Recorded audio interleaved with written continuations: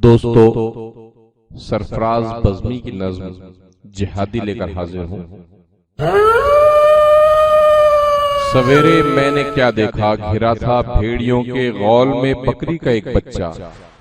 ये नन्हा मेमना जो भेड़ियों की भीड़ में घिरकर लपकती मौत से डरकर जरा हटकर वो नन्हे अध उगे सींगों से बचता है, बचाता है दिफाए जात की खातिर, फकत शहमात की खातिर वो अपना सर हिलाता है।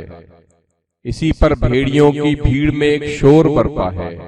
वो कहते हैं ये सींगों से डराता है, हमें दहशत दिलाता है, हमारा साथ दो लोगों, इसे मारो जिहादी है, बड़ा आतंकवादी है। सवेरे मैंने क्या देखा, घिरा था भेड़ियों के गौल में बकरी का एक बच्चा। हमारे चैनल दायरे इल्म अदब को सब्सक्राइब करें।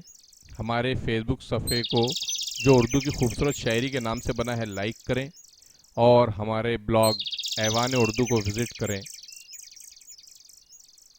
शुक्रिया।